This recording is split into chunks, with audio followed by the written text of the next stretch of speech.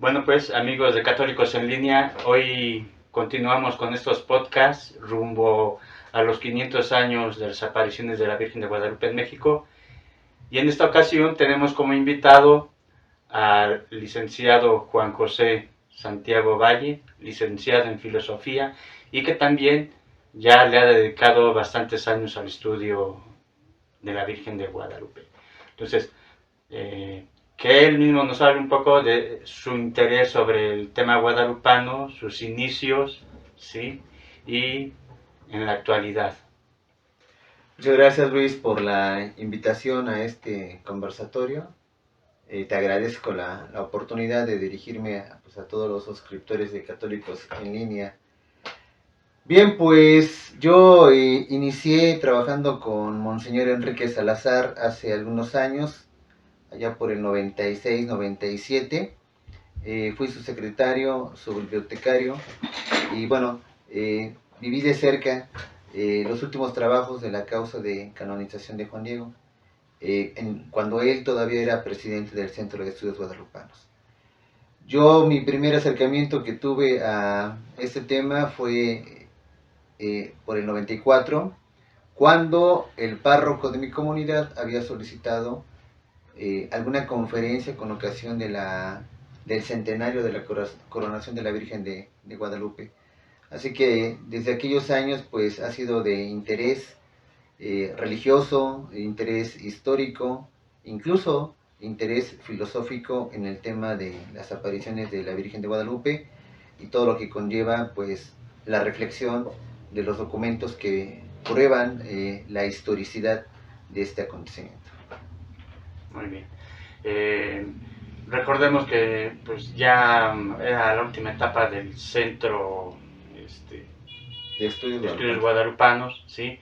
El padre, Monseñor Norberto Enrique Salazar Salazar, pues ya era una persona grande para Así esa es. época. Sin embargo, el trabajo que había realizado el centro y que también había dirigido, pues había dos publicaciones importantes periódicas, ¿no? El periódico Tepeyac y La revista histórica. la revista histórica, donde se publicaron precisamente trabajos de investigación muy importantes en su momento para tratar de justificar la historicidad del acontecimiento guadalupano, tanto del relato como su autor, o Así sus es. autores, un poco ampliando el contexto histórico de los también personajes históricos relacionados con el acontecimiento, ¿no? Así es. Y ya ni digamos también una serie de publicaciones, libros, actas, congresos que realizaban, ¿no? Así es. Ya quien quiera informarse, pues puede leer, estudiar precisamente publicaciones del Centro de Estudios Guadalupanos. Entonces tú Así te es. empapas, empiezas a empaparte de eso. Así es. Lo que queremos aquí en esta ocasión es hablar simplemente, ni tratar de justificar como una apologética, eh, o de exponer las opiniones de los que no aceptan la historicidad del acontecimiento guadalupano. Simplemente en la tradición, ¿sí? No solamente oral, sino de algunas fuentes que nos hablan precisamente sobre la historicidad. Y sobre todo, quién es quien recoge por escrito para que no se perdiera eh, la historicidad auténtica de las apariciones, ¿no? Entonces, en este caso, es un indígena, un auténtico indígena, del primer contacto que tuvo la civilización española con los indígenas, y no solamente mexicas, sino las diversas culturas. Ajá. Recordemos que según la tradición, el relato de las apariciones fue escrito por el sabio indígena Antonio Valeriano, quien fue uno de los primeros alumnos del entonces Colegio de Santiago Tlatelolco, dirigido por los franciscanos. Este colegio tenía la intención de reunir precisamente a los hijos de los nobles, ¿sí? De los pueblos principales, para que ellos, una vez formados, también ayudar en la evangelización. Entonces tuviesen, sí, una sólida formación en su cultura, pero también en la cultura humanística cristiana, ¿no? Entonces, Eso es lo que vamos a tratar primero en esta primera parte, acerca de la vida de Antonio Valeriano. Yo por lo que he investigado, podemos hablar de 5 etapas. Tú no sé ahorita que quieras ampliar, comentar, ¿no? La primera etapa es precisamente cuando después de la conquista, e incluso después del acontecimiento guadalupano en 1531, es hasta 1536 cuando ya oficialmente comienza la formación de los indígenas, ¿no? Entonces, Antonio Valeriano es de los primeros destacados, bueno, de los primeros alumnos, del primer grupo. Y se habla precisamente de aquella primera generación como la época de oro, ¿no? ¿Tú qué has conocido al respecto? Bueno, el tema de Nicán Mopogua y su autor son fundamentales en la tradición guadalupana, pero no significa que no haya otros testimonios, tanto indígenas, tanto españoles, algunos directos, algunos indirectos. Sin embargo, la importancia del Nicán Mopogua pues es tal porque ahí se relata la historia más antigua, más veraz de las apariciones y con todo detalle de las apariciones de la Virgen de Guadalupe a Juan Diego, ¿no? Prácticamente todo el mundo conoce en síntesis en qué consistió las apariciones, en qué consistieron, ¿no? Una doncella se presenta a un indígena y lo manda con el obispo. Bueno, pues esa historia, tal y como la mayoría de la gente lo conoce, la escribió Antonio Valeriano, ¿no? Por eso es muy importante el texto, este texto, y saber quién es su autor. Y otro punto también interesante es que el hecho de que este colegio fuera encargado a los franciscanos, pues es un dato importante, porque ahí estaba inmiscuido pues el gran etnólogo, diríamos hoy, Fray Bernardino de Sahagún, que ayudado por algunos de estos alumnos destacados, creó el texto, ¿no? Historia General de las Cosas de la Nueva España, ¿no? Un compendio, pues, en donde se consignan pues una serie de cosas sobre la tradición, las costumbres, los hábitos, las prácticas de los pueblos indígenas. Obra que todo el mundo sabe no hizo solo. El hecho de que Fray Bernardino, al hacer esta obra monumental, se ayudara de estos jóvenes sabios, pero destacaba Antonio Valeriano, pues es muy, muy significativo, ¿no? Se consignan 4 a 6 alumnos destacados que ayudaban a Fray Bernardino, y Antonio Valeriano además será estudiante de ese colegio y después fue maestro en el propio colegio de Santa Cruz de Tlatelolco. Así que pues hay muchas interpretaciones, quizá en un momento más podamos hablar sobre eso, sobre si es realmente el autor. Sin embargo, hoy en día pues, prácticamente nadie tiene la menor duda de que él es el autor del texto del Nicán Mopogua, por el estilo, por una serie de indicios que no dejan duda sobre quién es el autor, ¿no? Pero bueno, antes de que se fundara la Universidad de México, estaba el Colegio de Santa Cruz de Tlatelolco, dirigido por pues, los primeros misioneros, ¿no? Los franciscanos.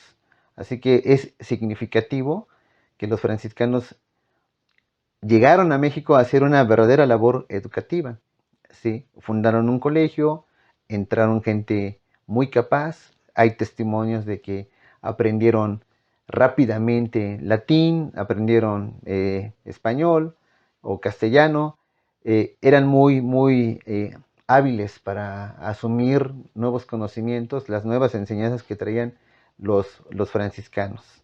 Bueno, si te parece, leemos precisamente un poco un testimonio de un noble indígena de Tenochtitlan, Alvarado Tesosomo, que fue cuñado precisamente de Antonio Valeriano, y describe un poco su personalidad, ¿no? Así es. Para distinguir, porque precisamente, según las crónicas, Antonio Valeriano pertenecía a la comunidad de Azcapotzalco, que en la antigüedad tenían rivalidad con los tenochcas, ¿no? Y que después vino el conflicto con la Triple Alianza para precisamente terminar ese dominio de Azcapotzalco pero finalmente continuaron los dos grupos, ¿no? ¿Sí? Bien, entonces dice Alvarado Tesosomo, describiendo acerca de su cuñado, dice, este era hijo, bueno, de Tesosomo, hijo del noble don Diego Guanitzin, gobernador de Tenochtitlan, durante 3 años después de consumada la conquista, y nieto nada más y nada menos que del gran Tlatoani Axayácatl, que fue de los gobernantes mexicas, ¿no? ¿Qué decía entonces él? Que no era un pili, es decir, un noble, sino un gran sabio. Bueno, quizás como tratando de restarle un poco el origen a su cuñado de su pertenencia noble, pero lo que, como tú estás comentando acerca del reconocimiento de su profesor, Fray Bernardino de Sahagún, es que después fue de los más destacados alumnos del Colegio de Tlatelolco, para que después de alumno y también siendo profesor del mismo colegio, lo asistiera, lo ayudara ya a finales de 1568 para realizar esas investigaciones y producir ese trabajo etnológico sobre las costumbres, tradiciones de los pueblos indígenas, ¿no? ¿Sí? Entonces, acerca de ese testimonio, precisamente mencionan, ¿no?, que de 3 estudiantes antiguos del Colegio de Tlatelolco, además de Antonio Valeriano, destacaba Alonso Bejarano de Cuautitlán, Martín Jacobita y Andrés Leonardo de Santiago Tlatelolco. Así es. ¿Sí? Entonces, aquí esto es algo para resaltar, que lo que tú has dicho, los mismos religiosos reconocían esa habilidad, esas capacidades intelectivas de los indígenas para asimilar conocimientos no solo de su propia cultura, sino de otras culturas. Así es. ¿Sí? No había ningún conflicto en ello. ¿Sí? Y entonces, bueno, pues los religiosos dirigieron esa formación. Dicen los especialistas precisamente que Antonio Valeriano, como todos los alumnos de su generación, recibió 2 etapas, el trivium y quatrivium. El trivium enfocado precisamente a desarrollar la habilidad mental mediante el lenguaje, ¿sí?, la lógica, y luego el quatrivium ya un poco en la práctica, con las ciencias, ¿no? La astrología o astronomía, la matemática, ¿sí?, las ciencias rudimentarias. Entonces, eso permitió a Antonio Valeriano que pudiera desarrollar una habilidad en la organización de su pensamiento, tanto para comprender precisamente su cultura, como asimilar la española y así poder relacionarse con ambos grupos. Después del desarrollo de este trabajo de Fray Bernardino de Sahagún, se menciona que precisamente por haber destacado, lo propusieron para que fuese gobernador de su pueblo indígena, que los de Azcapotzalco, que recoge León Portilla, 8 años. Y después de esos 8 años destacó, de manera que después 35 años gobernó al pueblo de Tenochtitlan, ¿no? León Portilla por ahí encontraba un artículo interesante en donde publicaba una carta que le escribía, que le dirigía precisamente Antonio Valeriano al rey de España. Entonces ahí se veía cómo no había ningún conflicto entre españoles e indígenas, sino relaciones comerciales y un trato, ¿no? Bien, pues qué mejor testimonio de la obra de una persona que cuando uno fallece, ¿no? Lamentablemente, ahí es cuando mucha gente reconoce, y en 1605, año en el que fallece, pues la ciudad, ¿no?, se vuelca, ¿no?, a reconocerle a Antonio Valeriano su trabajo como gobernador, ¿no?, como sabio, como una persona prudente, una persona estimada, ¿no?, tanto por españoles como por indígenas. Es ahí, me parece, donde llega el reconocimiento pleno al trabajo hecho por Antonio Valeriano, ¿no? Al margen de su actividad intelectual en la elaboración del o en la colaboración con Fray Bernardino de Sahagún y del Nican Mopohua, de haber escrito el Nican Mopohua, como político, como gobernador, pues se granjeó la estima de indígenas y españoles. Y en efecto, hasta el rey conoció de él, supo de él por medio de una carta, pero tenía conocimiento de quién era este gobernador que, como acabas de mencionar, pues estuvo haciendo esos oficios por más de 30 años hasta que falleció en 1605. Muy bien. Pues precisamente como mencionabas acerca después de su fallecimiento, se menciona en las crónicas que el día de su funeral se había reunido precisamente no solo los nobles españoles, sino también gobernantes, sino también las clases indígenas, los grupos indígenas, Así para es. hacerle un homenaje, una procesión. Me parece que fue en el convento de San Gregorio, a donde se sepultó Creo que fue en el de San Francisco. San Francisco. San Francisco, precisamente donde inicia la labor de evangelización por medio del grupo de los franciscanos, pero según entiendo, en San Francisco, en el templo, ahí quedaron sus restos. Habría que verificar si actualmente hay alguna lápida, ¿no? En donde pues la gente hoy en día pudiera ir a ver que en realidad ahí está, pero entiendo que es en San Francisco donde quedó los restos de Antonio Valeriano. Bueno, pues entonces parta a partir de este momento una invitación para buscar precisamente dónde reposan los restos de Antonio Valeriano, ¿sí? Para rescatarlos y colocarlos precisamente en un espacio digno, ¿no? Así es. Me hiciste recordar, investigando entre paréntesis sobre Luis Becerra Tanco, ¿sí? Que gobernó, bueno, dirigió eclesiásticamente la zona de Iztapalapa por 3 décadas, ¿no? Y después estuvo atendiendo una capilla en el centro y ahí lo enterraron.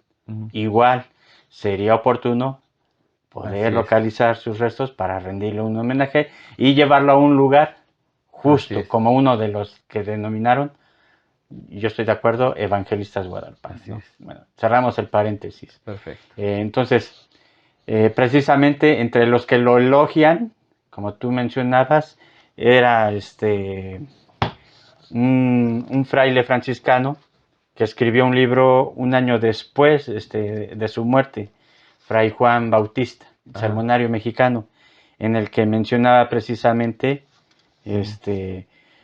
cómo él ayudó a poder escribir algunas traducciones, ¿no? En su obra, ¿sí? Entonces,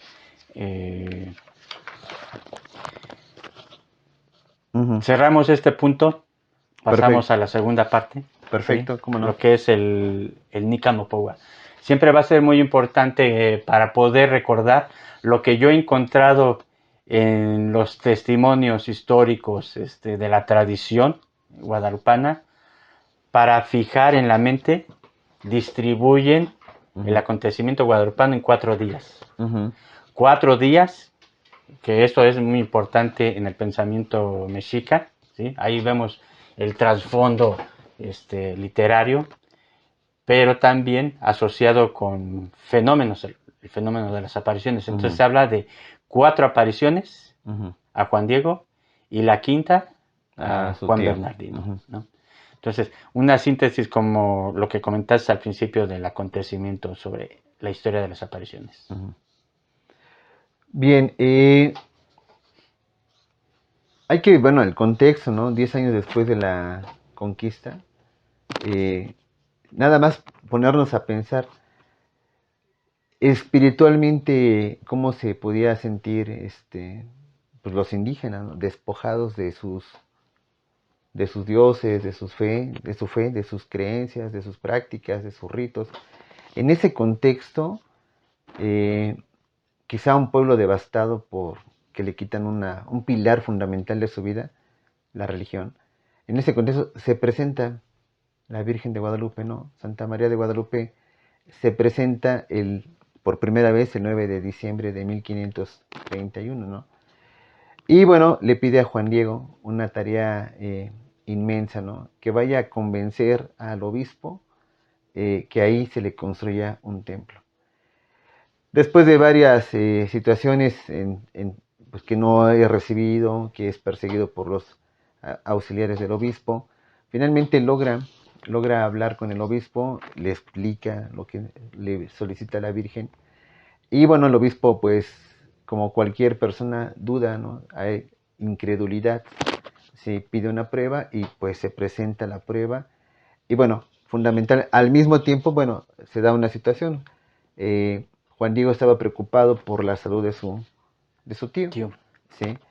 Así que, pues, él, como cualquier persona, quizá iría a buscar un médico, ¿no? La salud de su tío, pues, estaba en riesgo, ¿no?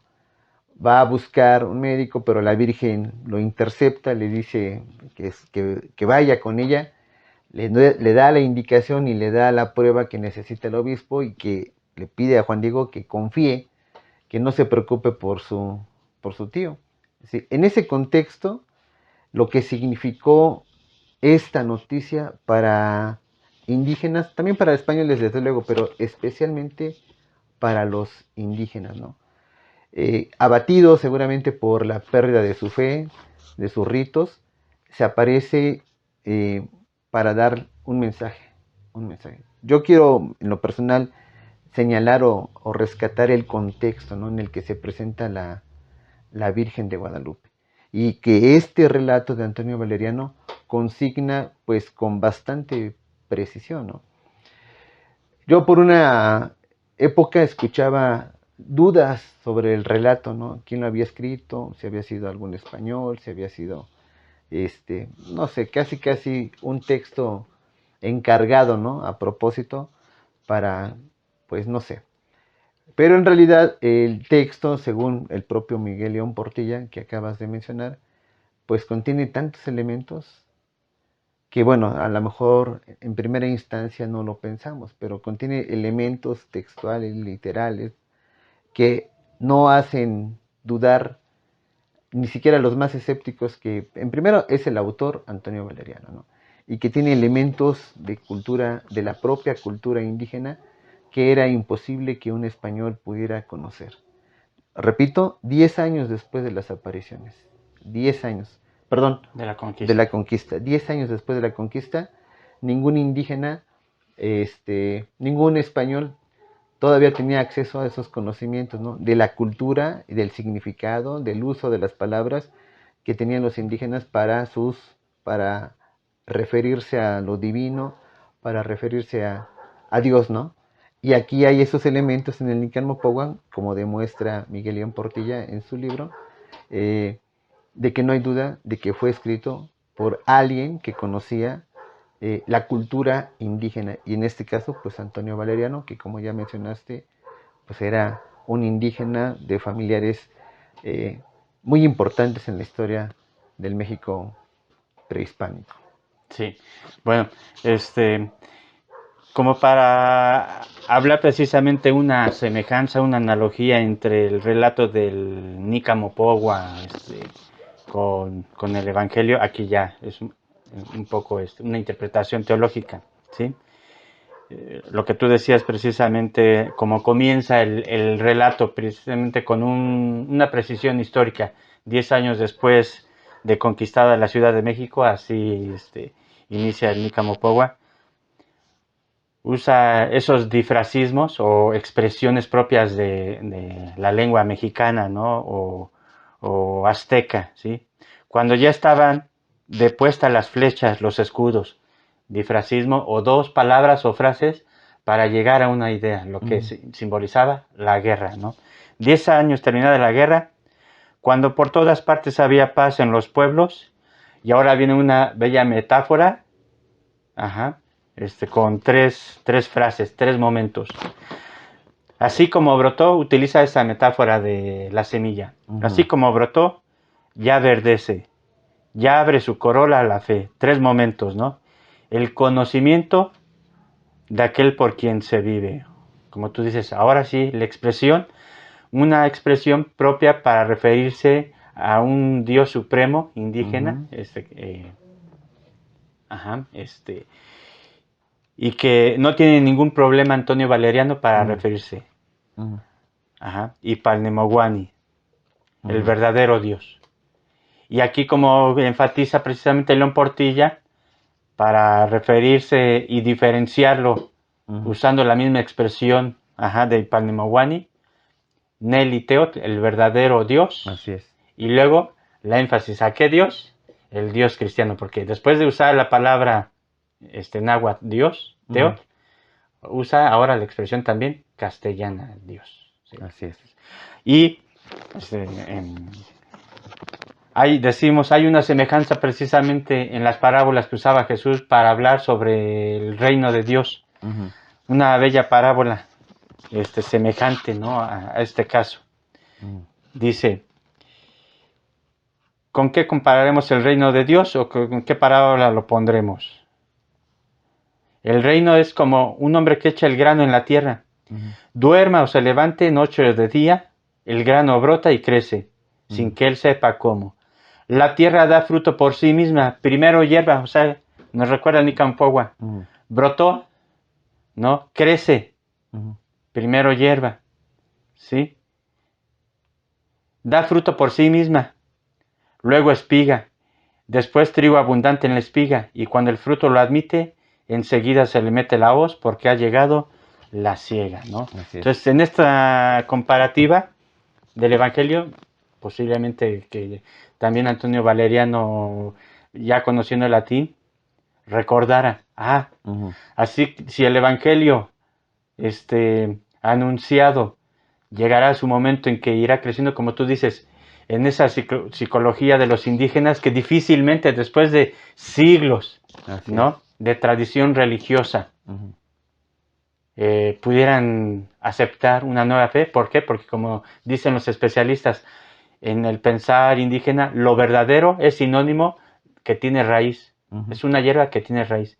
Si no tiene raíz, si se arranca fácilmente, es falso, ¿no? Entonces, por eso hay esa expresión de Antonio Valeriano.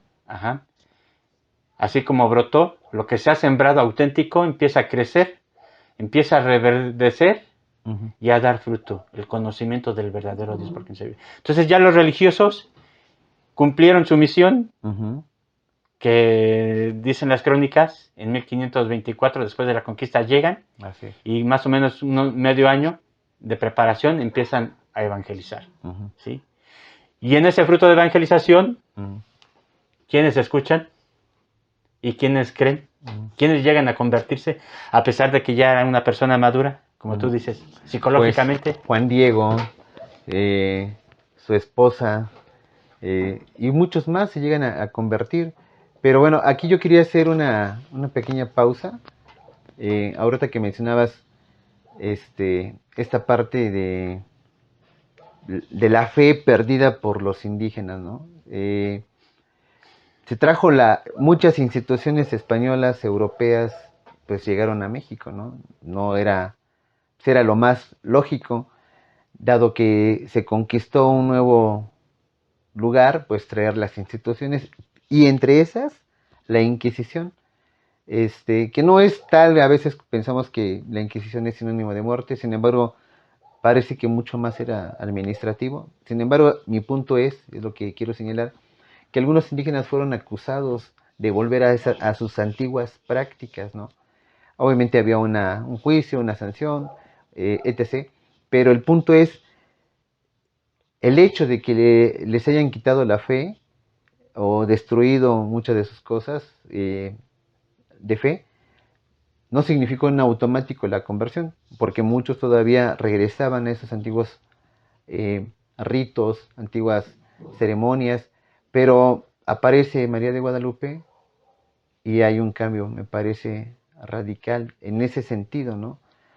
El propio Juan Diego pues se convierte con su mujer, y es más, se dice en uno de los testimonios que incluso adoptan como matrimonio la castidad, ¿no?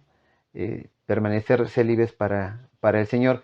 Pero sí, también quería comentar, bueno, que el texto de Antonio Valeriano pues tiene muchos puntos de vista desde el cual se puede analizar. Y uno pues es el teológico. El teológico. Sí, haciendo como breve paréntesis acerca de la biografía de Juan Diego, complementario de lo que da el Nica Mopogua, lo vamos a comentar en otro post dedicado precisamente al Nica Motecpana, Así es. que también fue escrito por otro indígena, nada más que ya, sí. Fernando de Alves Clesoche. Exacto, descendiente tanto de la nobleza indígena como de la nobleza española. Así es. ¿no? Pero ese no nos adelantamos. Tema, sí, aparte. Sí. Entonces, continuando precisamente en esta reflexión del contenido del Nica Mopogua, ¿sí? Sus expresiones, en las que, como dice León Portilla, en ella abraza precisamente el pensamiento indígena, ¿sí? O más bien, el pensamiento cristiano, pero con lenguaje indígena. Así es. Ajá. Entonces, aquí hay que hacer énfasis. Uno es el contacto de la personalidad, como lo transmite Nica Mopogua de Juan Diego, si fue verdaderamente no un noble, sino gente del pueblo, ¿sí? Ajá. Y por lo tanto, que eso no tiene nada que ver con clasismos, como se maneja actualmente, porque en la época prehispánica, antes del contacto con los españoles, pues existía diferencia de clases. Sí, extractos, ¿no? Sociales. Sí, así es. Diferencias sociales. Entonces, lo que da a entender el Nica Mopogua era que precisamente, y dado que después de la conquista se mantuvieron las estructuras sociales, y los gobernantes indígenas permanecían atendiendo a su pueblo, ¿sí? Entonces, Juan Diego era nada más un campesino, ¿sí? De Cuautitlán, vecino de Cuautitlán. Entonces, como tú dices, llega la evangelización. No fue fácil, según las crónicas, o la segunda crónica. ¿Cuántos años tenía Juan Diego al tiempo de las apariciones? 57 años. 57 años. ¿No? 2 años antes había fallecido su mujer. Así es. ¿No? María Lucía. Así sí. es. Pero antes ya se habían casado. Quiere decir que aceptaron el cristianismo, ¿sí? De manera que daban testimonio. ¿Sí? Muere su mujer y ahora ya nada más queda él. Así es. Y ahora lo que menciona el Nica Mopogua, en la primera aparición, ¿hacia dónde se dirigía? Se dirigía a Tlatelolco a escuchar pues el catecismo, vamos a llamarle así, ¿no? Misa, catecismo, iba para Tlatelolco, exactamente al colegio, ¿no? A la explanada del colegio, donde está la iglesia, ahí en el actual Tlatelolco, no hay pierde, para allá iba a recibir la doctrina, sí. Ahora que mencionas, seguimos en el punto teológico,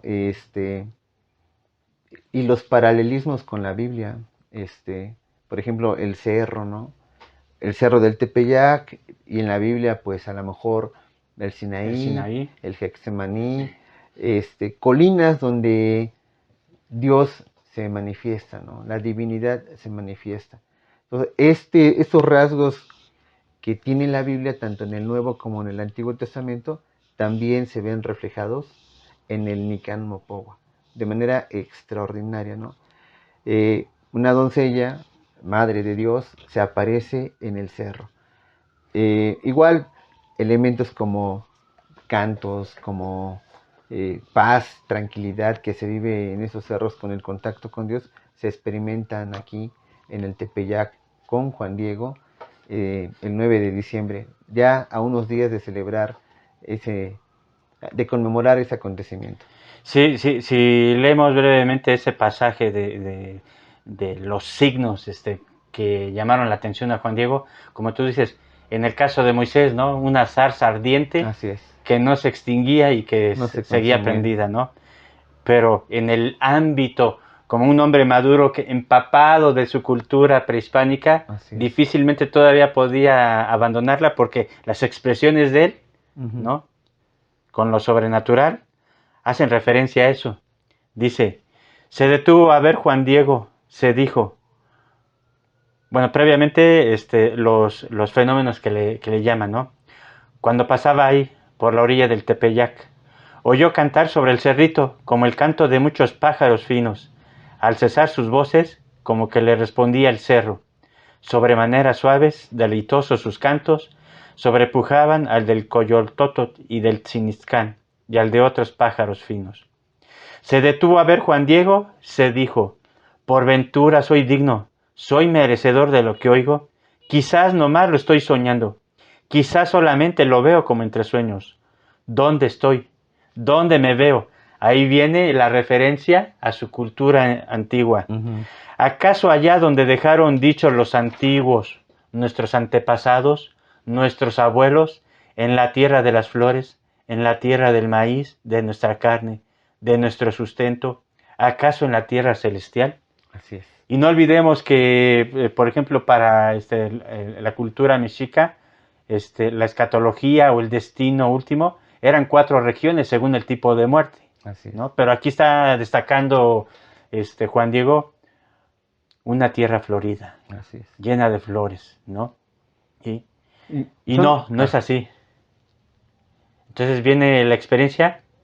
Primero esos son signos para llamar la atención y luego ya la experiencia sobrenatural. Así como Moisés ya cuando le habla a Dios, ahora la Virgen, ¿no? Sí, sin duda son elementos propios de la cultura indígena, ¿no?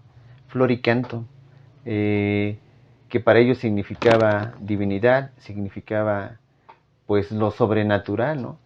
Y él al experimentar eso, pues duda, ¿no? Si es merecedor, si está en lo que sus antepasados le han dicho, ¿no? O sea, conserva su mentalidad indígena, ¿no?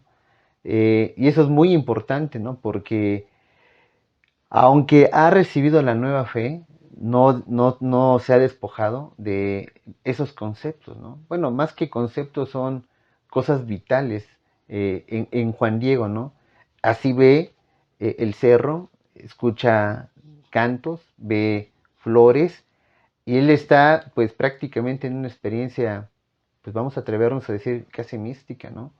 Antes de contemplar a la Virgen de Guadalupe, a Santa María de Guadalupe. Bien, para dar una idea a los que conocen la Ciudad de México, la villa, la zona de la Basílica, digamos que Juan Diego ya iba llegando ahí precisamente a lo que actualmente es la villa del lado de Calzada de los Misterios, del lado norte, ¿sí? Y ahí es donde precisamente por debajo del cerro, por la base del cerrito, es donde escucha esos sonidos y decide ir no solamente por haberlo escuchado, que era algo hermoso, no le causa miedo, dice el relato, Así ¿no? es. Sino que también le hablan, ¿no? Dice el relato. Hacia allá estaba viendo arriba del cerrillo, del lado de donde sale el sol, de donde procedía el precioso canto celestial. Y cuando cesó, de pronto el canto, cuando dejó de oírse, entonces oyó que lo llamaban de arriba del cerrito. Le decían, Juanito, Juan Dieguito. Luego se atrevió a ir a donde lo llamaban. Ninguna turbación pasaba en su corazón, ni ninguna cosa lo alteraba. Antes bien se sentía alegre y contento por todo extremo. Fue a subir al cerrillo para ir a ver donde lo llamaban. Y cuando llegó a la cumbre del cerrillo, ¿no? Cuando lo vio una doncella que allí estaba de pie, lo llamó para que fuera cerca de ella. Ahorita voy a hacer un paréntesis terminando el relato. Y cuando llegó frente a ella, mucho admiró en qué manera, sobre toda ponderación, viene la descripción. Aventajaba su perfecta grandeza. Su vestido relucía como el sol, como que lanzaba rayos. El resplandor de ella como preciosas piedras, como ajorca, todo lo más bello parecía. La tierra como que relumbraba con los resplandores del arco iris en la niebla. Y los mezquites y nopales y las demás hierbecillas que allí se suelen dar parecían como esmeraldas, como turquesa parecía su follaje, y su tronco, sus espinas, sus aguates relucían como el oro. En su presencia se postró, escuchó su aliento, su palabra que era extremadamente glorificadora, sumamente afable, como de quien lo atraía y estimaba mucho. Entonces, para la cultura prehispánicas, el estar frente al Tlatoani, a una gente noble, no se podía ver directamente, sino que se debía de ver de lado y también hacia abajo. hacia abajo. Entonces, la descripción que está haciendo Juan Diego es al momento en que llega a la cumbre y ve a la noble doncella. Así ¿no? es. Y por eso todos esos elementos es lo que lo dejan pasmado. ¿no? ¿Quién es esta? Una Siguapili, es el título que le está dando Juan Diego, y que recoge Antonio Valeriano. ¿sí? Así es. Los elementos que describe Antonio Valeriano en ese texto son sumamente ricos, con todo detalle, ¿no? La propia, el tipo de hierba, el tipo de frutos, el tipo de árbol, el contexto tal cual, ¿no? Es increíble, habla de nopales, habla de muchos elementos.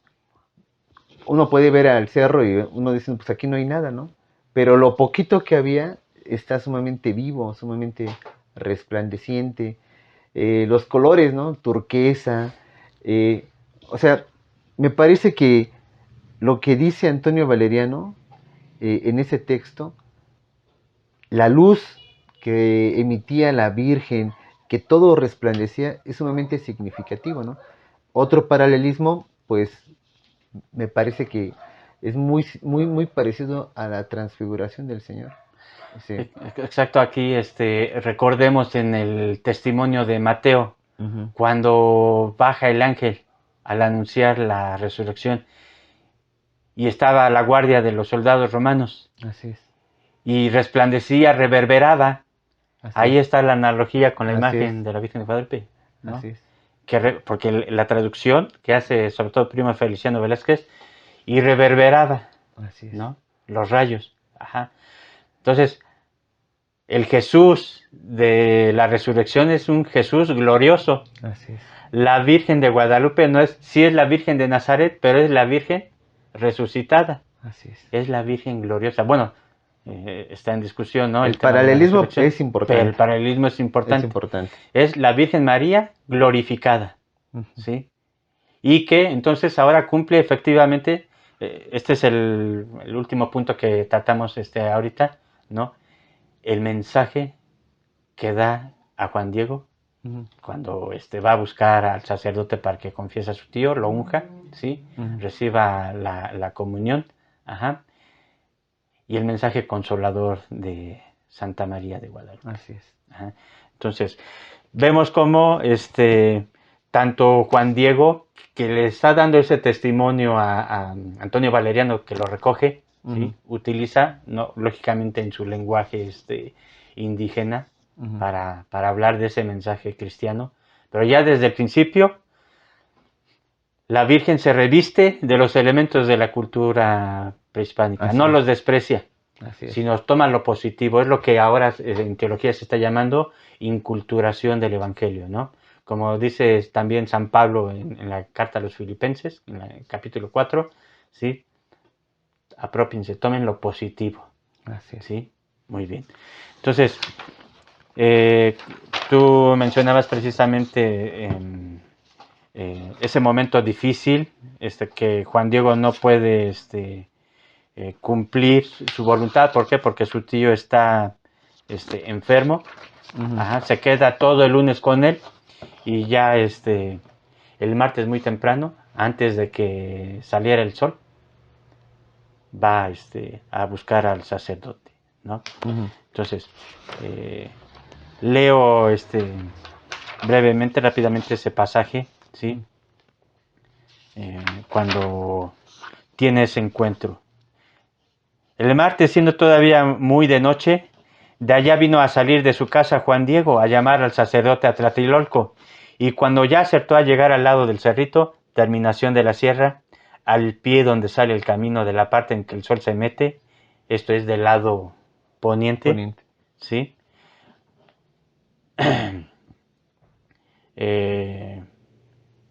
Donde el sol se mete, en donde antes él saliera, dijo: si me sigo derecho por el camino, no vaya a ser que me vea esta señora, esta noble señora, y seguro como antes me detendrá para que le lleve la señal al gobernante eclesiástico como me lo mandó.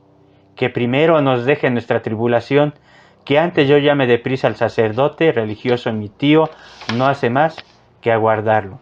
Ujú. Aquí también paréntesis, quiere decir que Juan Bernardino también, siendo mayor que Juan Diego, Ujú. se había convertido, si no, no hubiera pedido Que llamaran al el sacerdote. auxilio espiritual, Así ¿no? es. Enseguida le dio la vuelta al cerro, digamos como lo más norte del Tepeyac, para Ujú. rodearlo y llegar por el lado oriental, ¿no? Ajá. Subió por el medio y de ahí atravesando hacia la parte oriental, fue a salir para rápido ir a llegar a México para que no lo detuviera la reina del cielo. Piensa que por donde dio la vuelta no lo podrá ver la que perfectamente a todas partes está mirando. La vio cómo vino a bajar de sobre el cerro y que de ahí lo había estado mirando de donde antes lo veía. Le vino a salir al encuentro a un lado del cerro, le vino a atajar los pasos y le dijo: ¿qué pasa el más pequeño de mis hijos? ¿A dónde vas? ¿A dónde te diriges? ¿No? La Ujú. frase que utiliza Antonio Valeriano, ¿sí? Mashikaki no shokoyu, ¿sí? El más pequeño de mis hijos. ¿Qué es un noshokoyu en el pensar mexica? Bueno, pues de 2 o más hijos, el noshokoyu es el más querido, precisamente por ser el último y el que debe de ser más protegido. Así es. ¿Sí? No porque hubiera sido un jovencito como lo representan en las pinturas o Ujú. en las películas. No, Ujú. ya era verdaderamente un hombre adulto, maduro, ¿sí? Y que cumplía sus deberes con su familia, en este caso con su tío, Ujú.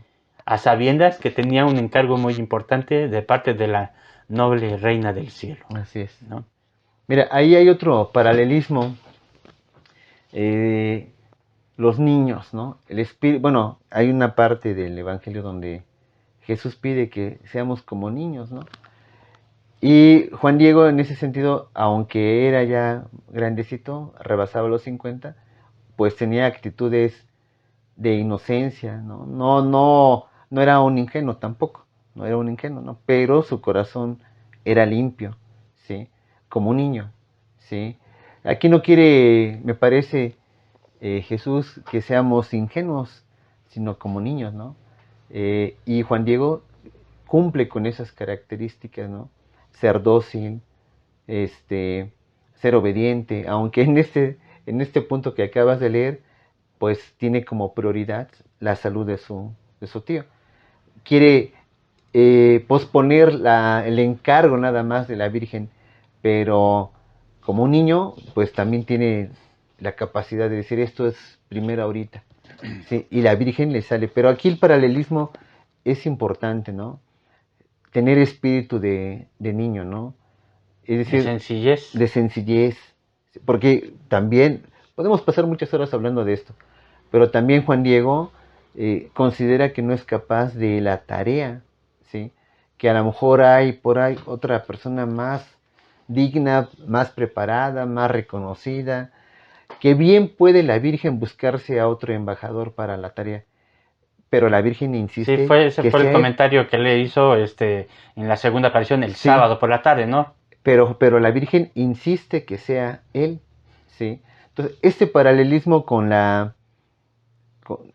con la niñez, ¿no? Que seamos como niños del propio Señor Jesucristo, pues aquí nuevamente me parece que sale, ¿no? Como un paralelismo importante, ¿no? Esas cosas se le van a revelar, decía el Señor, pues a la gente que tenga un espíritu de inocencia, ¿no? De fe también, más que a los sabios, más que a los doctos, ¿no? A los que conocen, sino a los más sencillos. Sí, porque recuerdo precisamente en esas palabras que le dirige cuando se está excusando Ujú. Juan Diego, ¿no? Este, como no le recrimina, sino más bien le exhorta lo que tú Que estás se diciendo, busque ¿no? otro Sí, embajador, vamos a sí. ver sus palabras. Escucha el más pequeño de mis hijos. Ten por cierto que no son escasos mis servidores, mis mensajeros, a quienes encargue que lleven mi aliento, mi palabra, para que efectúen mi voluntad. Pero es muy necesario que tú personalmente ruegues que por tu intercesión se realice, se lleve a efecto mi querer, mi voluntad. En otras traducciones encontramos, es muy necesario que tú y no otro lleve a cumplir mi encargo, ¿no? Y ahora otra vez la exhortación. Y mucho te ruego, hijo mío el menor, y con rigor te mando que otra vez vayas mañana a ver al obispo, y de mi parte hazle saber, hazle oír mi querer, mi voluntad, para que realice, haga mi templo que le pido. Y bien, de nuevo, dile que de qué modo yo personalmente, la siempre Virgen Santa María, yo soy la Madre de Dios que te mando, ¿no? Así es. Entonces, regresando ya con esa reafirmación de María, pero también comprensiva del sufrimiento de Juan Diego y del momento que estaba atravesando su tío, ¿sí? Entonces, vamos a, a ese momento, ¿no? Ujú. ¿Sí? Que dice precisamente,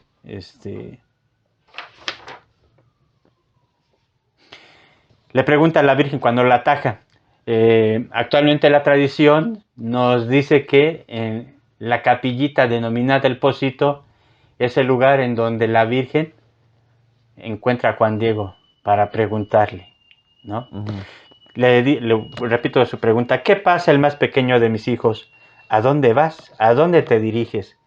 Y él, tal vez un poco apenado o quizás se avergonzó, o tal vez de ello se espantó, se puso temeroso. En su presencia se postró, la saludó, le dijo. Fíjense ahorita que veamos estas palabras de Juan Diego. Esto ya es una tradición mexicana, ¿no? Ujú. Mi jovencita, hija mía, la más pequeña, niña mía, ojalá que estés contenta. ¿Cómo amaneciste? ¿Acaso sientes bien tu amado cuerpecito, señora mía, niña mía? Con pena angustiaré tu rostro, tu corazón. Te hago saber, muchachita mía, que está muy grave un servidor tuyo, tío mío. Una gran enfermedad se le ha sentado, seguro que pronto va a morir de ella. Y ahora iré deprisa a tu casita de México, a llamar a alguno de los amados de nuestro Señor, de nuestros sacerdotes, para que vaya a confesarlo y a prepararlo, porque en realidad para ello nacimos, los que vinimos a esperar el trabajo de nuestra muerte. Mas, si voy a llevarlo a efecto, luego aquí otra vez volveré para ir a llevar tu aliento, tu palabra, señora jovencita mía. Te ruego me perdones, tenme todavía un poco de paciencia, porque con ello no te engaño, hija mía la menor, niña mía, mañana sin falta vendré a toda prisa. ¿Ah? Entonces, aquí hay el paréntesis, desglosando un poco precisamente las palabras de Juan Diego, ¿no? Darle vueltas para no afrontar directamente el problema, ¿no? Mi Ujú. jovencita, ¿cómo amaneciste? ¿Acaso sientes bien tu amado cuerpecito? Ujú. ¿No? ¿Cuántas veces nos excusamos Ujú. al llegar tarde? Ujú. Ajá. Y entonces hablamos de todo menos del Ajá. asunto Así es. que tenemos que tratar. Y Juan Diego, pero no por otra cosa, no por excusarse, sino Ujú. porque sabe el compromiso adquirido con la reina del cielo. Ujú. Y por eso le expone su causa, Así es. ¿sí? No es por mí, sino por mi tío. Esta es su situación. Así es. Ajá. No es un asunto menor, ¿no? Este, porque parecería como un Juan Diego que no atiende las indicaciones, pero, insisto, la prioridad era su tío, que estaba, según él lo veía, a punto de morir, ¿no? Tan es así que quería pues a un sacerdote para que él le diera pues sí, los últimos sacramentos, la comunión, la extremaunción. Y bueno, esa era la preocupación de Juan Diego, ¿no? Una preocupación real, una preocupación pues, que lo tenía angustiado, ¿no? La Virgen, pues, a pesar de las bellas palabras de Juan Diego, lo comprende, lo entiende, ¿sí? Y le dice, ¿no? Que no se preocupe por su tío, ¿sí? Sí, sí, sobre todo porque por las palabras son propias de una madre, ¿no? Así es, Como cuando uno tiene problemas sin decir, ya nada más se queda viendo y ¿qué así te es, pasa? así es, ¿Qué tienes? ¿No? ¿sí? Así ¿Qué te las preocupa? Ajá. ¿Sí? ¿Qué pasa el más pequeño de mis hijos? Así es. Aunque Juan Diego es amoroso, cariñoso, se justifica, eh, pues le pide que lo comprenda. A pesar de eso, pues la Virgen María reacciona como una verdadera madre, ¿sí? Le pregunta, ¿no? Ujú. ¿Cuántas mamás no preguntan, qué tienes? ¿Qué te pasó? ¿Todo bien? igual que una madre, ¿no? Muy, muy, muy mexicana también. Pregunta qué lo angustia, ¿no? Y ya cuando Juan Diego pues externa su preocupación, sus temores, pues la Virgen endereza el camino y le dice, mira, ¿sabes qué? Ve a cumplir mi voluntad, no te preocupes por tu tío ya está bien. Vamos a leer ese momento, ¿no? Ujú. En cuanto oyó las razones de Juan Diego, la Virgen, le respondió la piadosa perfecta Virgen: escucha, ponlo en tu corazón, hijo mío el menor, ¿no? En el náhuatl, Mashikaki, escucha, o sea, es algo muy importante que se va a Así es, decir y que no hay vuelta de hoja, o lo escuchas o te lo pierdes. así es. Ponlo en tu corazón, hijo mío el menor o el más pequeño de mis hijos, que no es nada lo que te espantó, lo que te afligió, que no se turbe tu rostro, tu corazón, o sea, lo más profundo de tu persona, Así es. ¿sí? No temas esta enfermedad ni ninguna otra cosa punzante, aflictiva. ¿Acaso no estoy yo aquí que soy tu madre? Y recordando esta imagen que quiere ser ella, cuando al principio le revela, ¿no? ¿Quién es ella? ¿Sí? Ujú. Entonces, ahora quiere ejercer esa función aprovechando la situación que está viviendo. ¿Cuál es la función de una madre en el pensar mexica? Ella lo recuerda con Mm. 3 imágenes. ¿Acaso no estás bajo mi sombra y resguardo? ¿Acaso no soy yo la fuente de tu alegría? ¿Acaso no estás en el hueco de mi manto, en el cruce de mis brazos? ¿Acaso tienes necesidad de alguna otra cosa?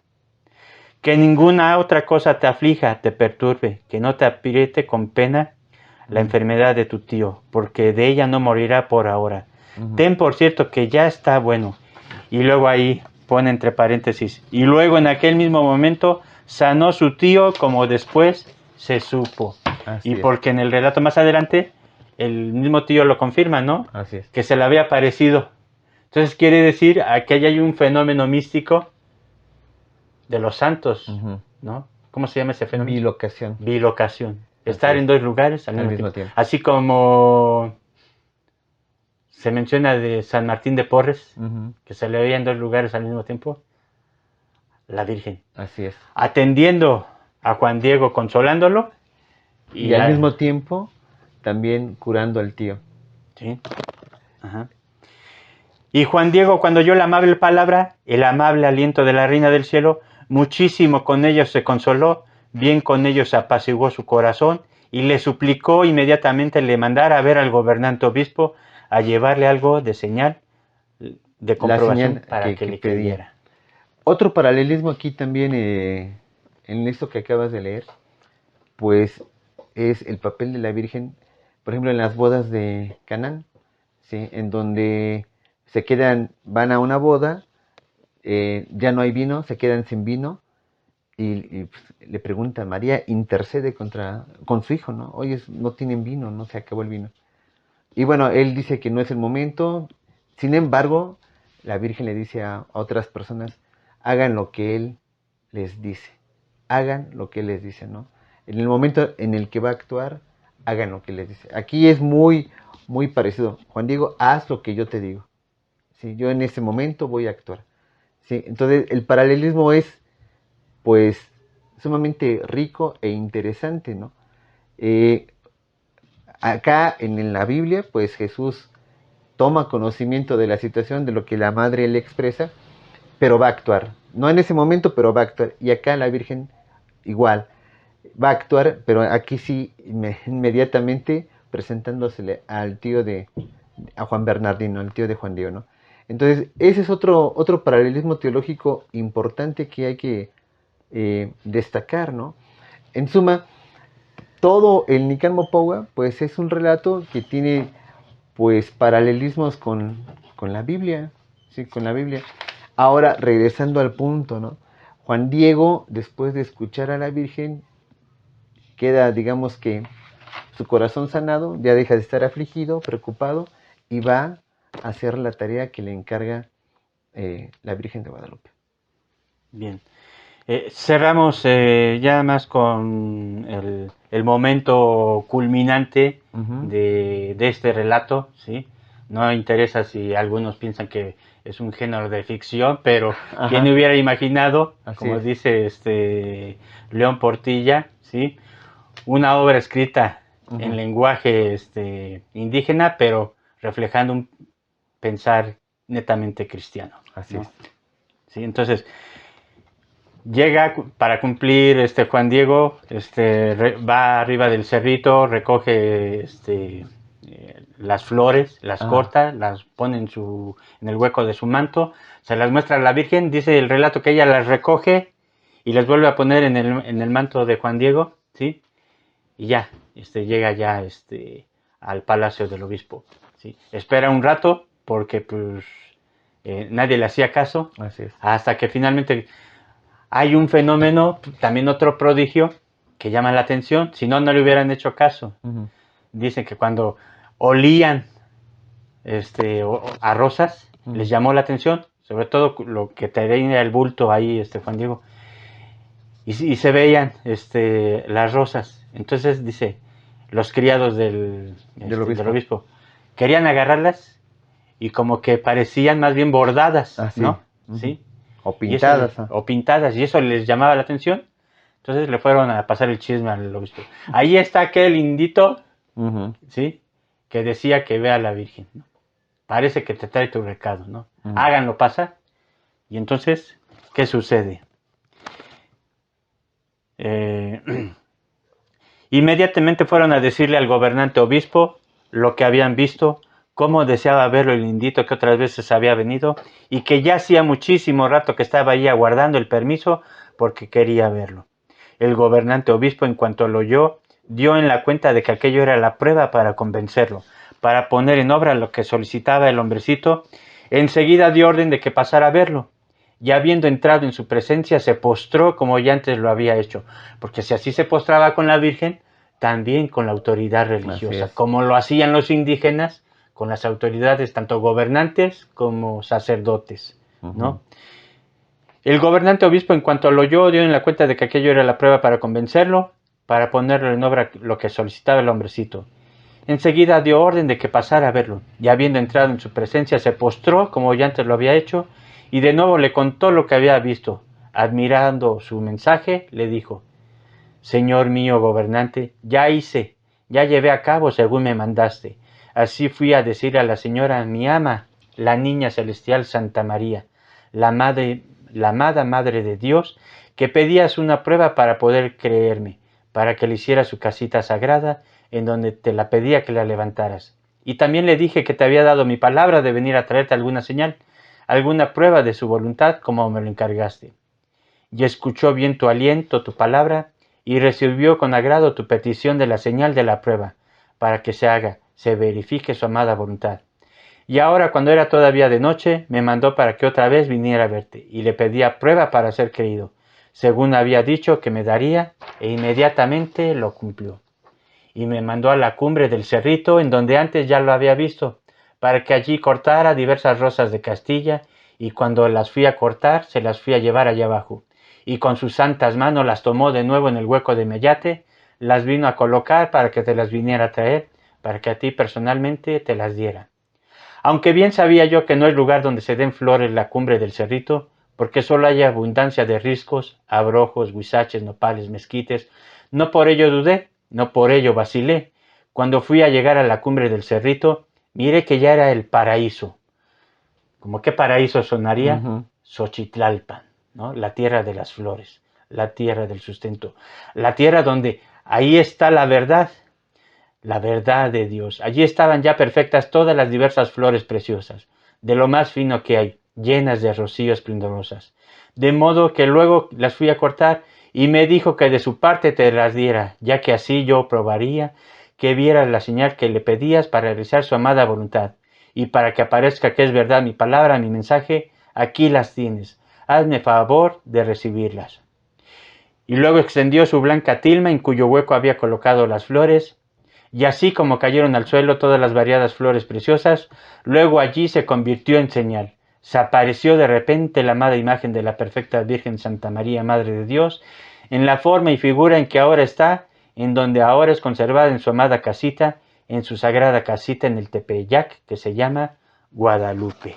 Así es. Así es. Es un final, pues, con un estilo muy particular, ¿no?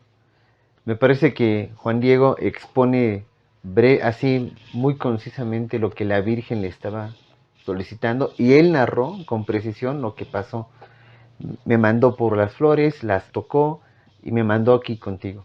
¿Sí? Que nada más contigo revelara esto. Y describe que obedeció sin cuestionar nada, sabiendo que ahí no se dan flores. Y él subió, él obedeció. Estamos hablando de la virtud de la fe. Así es, no dudó, subió, cortó, regresó y finalmente, pues bueno, baja hasta la casa del obispo, ¿no? Y ante su presencia despliega esas flores, después de darle esa explicación, y se aparece milagrosamente la imagen de Santa María de Ahí, Guadalupe. ahí es importante rescatar una fidelidad al original en náhuatl. Ajá. Como dice Primo Feliciano Velázquez, un especialista precisamente en la lengua mexica, la expresión dice literalmente, ahí en ese mismo momento se apareció la imagen. Así es. No venía grabada, No. sino que ahí caen las flores y ahí se aparece. Entonces es por eso que Fray Juan de Zumárraga cree, porque si ya de por sí fue un signo que primero sus siervos le dijeran, ahí hay un fenómeno extraordinario, queremos agarrar unas rosas. Y no se puede. Y no se puede porque parece como pintadas o como grabadas en el ayate, ¿no? Así bueno, es. Pero luego ya que haya flores olorosas y en diciembre, que era muy difícil que se dieran. Así es. En ese cerro no se da nada. Entonces, y en invierno, menos. Entonces, para mayor fuerza y credibilidad, en ese momento se estampa. Y como dice el rey, tal y como la contemplamos actualmente en su casita de Así es. Me parece que ya después el obispo Fray Juan de Zumárraga le quita la tilma y coloca la imagen en su propio oratorio, ¿no? Pero aquí un punto también importante es quién era Fray Juan de Zumárraga. De una formación filosófica muy fuerte, era erasmista, y este hombre, escéptico también, cree. Finalmente cree en el mensaje de Juan Diego, ¿no? Ya no tienen la menor duda, ¿sí?, de que él es un verdadero mensajero de la Virgen de Guadalupe. Bueno, de Nuestra Señora de Guadalupe, ¿no? No tiene dudas ya. Entonces, eso es muy importante, ¿no? Porque más allá de las flores, la imagen termina por convencer a esta persona sumamente escéptica. Pues era obispo, era inquisidor, de una formación, repito, filosófica muy, muy fuerte, que no fácilmente se iba a dejar convencer por alguien que llegara a tocar su puerta y que le dijera, traigo un mensaje de la Reina de los Cielos. Entonces, el hecho de que el propio obispo convencido, creo que es lo que la Virgen quería, ¿no? La autoridad, que tiene una función muy particular, queda convencida del encargo que te estoy dando. Muy bien.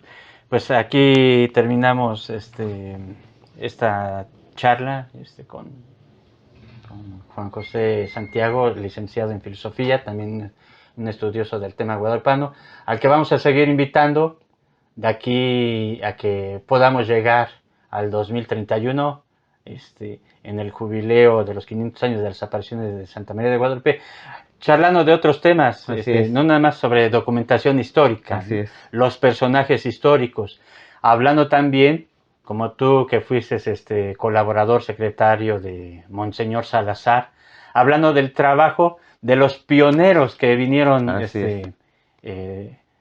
dándole difusión, también para tratar de que se le reconociera a Juan Diego, porque cuántos años tuvieron que pasar, siglos, para que la Iglesia le reconociera su valor heroico de sus virtudes. Ajá, no solo su historicidad, no, que es un verdadero intercesor, un santo, al cual pues todos podemos acudir, ¿no? Solicitándole su intercesión ante Santa María de Guadalupe por nuestras necesidades. Para eso está la Virgen, ¿no?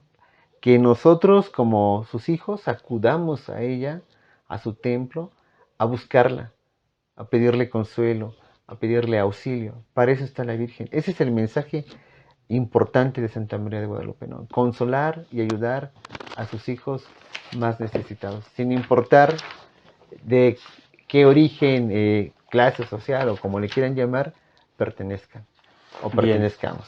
Entonces, si les parece, terminamos precisamente con esas palabras que le dirige primera vez la Virgen de Guadalupe a Juan Diego para mostrarle esa función que quiere hacer, ¿no? Así es. No solo con Juan Diego, sino con todos.